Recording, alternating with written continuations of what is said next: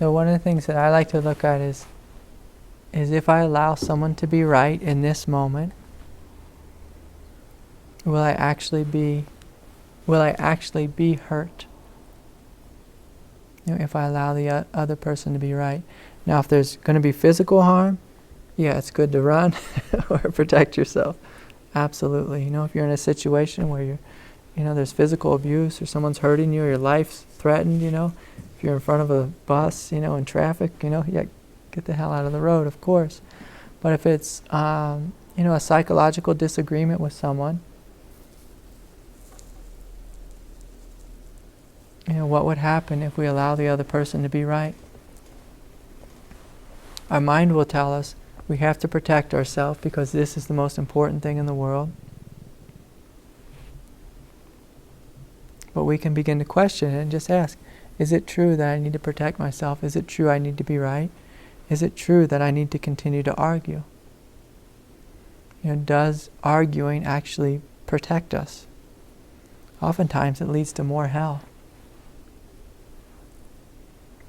Like oftentimes the more we argue about how we're right, it leads to more hell, it leads to more suffering for us and the other person. And so in a case like that, the invitation is can we stop arguing? Can we stop fighting? And what we find is oftentimes if we stop fighting, the other person is actually often more likely to listen to us. And we're actually more likely to listen to them. But again, of course, if it's something where we are being hurt, where it is physically dangerous, or if it is something that we're persistently being walked on, yeah, it's good to speak up and be like, hey, you're not hearing me.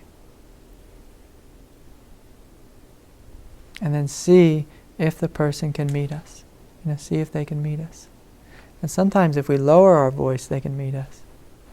But what our ego wants to do is raise our voice, lash out, up the ante, argue more.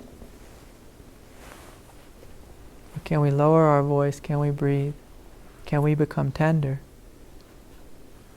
And say, hey, you're not listening to me. Hey, I don't like it what you did. And so, this is something where we have to check in with ourselves energetically and also from a place of spacious clarity. Because when we have a spacious clarity with it, we can see that, oh yeah, it's okay if the other person's right this time.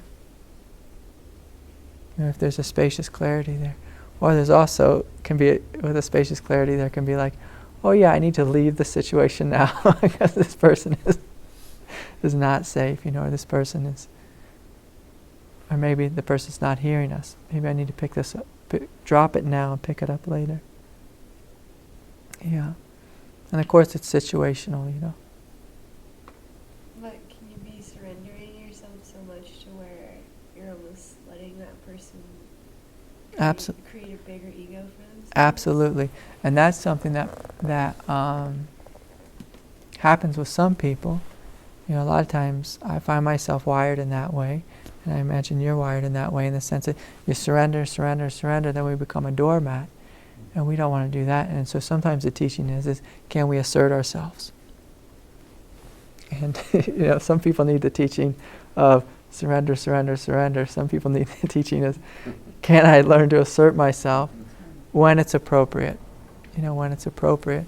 And but I think almost everyone needs to learn both sides of the lesson is when is it appropriate to surrender, when is it appropriate to assert myself.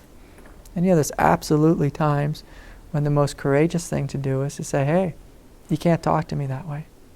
You can't talk to me that way. Or hey, you owe me, $200, you going to pay me back or not? And that's absolutely appropriate. And sometimes that can be extremely difficult for folks. To stand in their truth and to speak in an open way, in an honest way. And with being assertive, what oftentimes I find happens is that our ego knows how to be assertive, and our ego will assert itself through lashing out, through getting angry, through speaking louder. But our heart can be assertive. We're speaking calmly and clearly, and even tenderly. And so the invitation for all of us is, can we step into that assertive life, into that truth of just speaking clearly, openly, and honestly, without the anger, without the, say, the violence that comes with it. And that's a hard thing, because oftentimes if we're really soft energetically, society or our cultures teaches us, well, we need to be really tough, we need to really fight, we need to really argue. But that's just the other side of delusion. That's just the flip side of that coin. So can we, and I think in the spiritual path they call it walking the razor's edge, of can we be open, can we be tender, can we be truthful, can we be honest, and not give ourselves over to, just being the raging, whatever, angry person. And at the same time, can we not allow ourselves to be walked on like a doormat?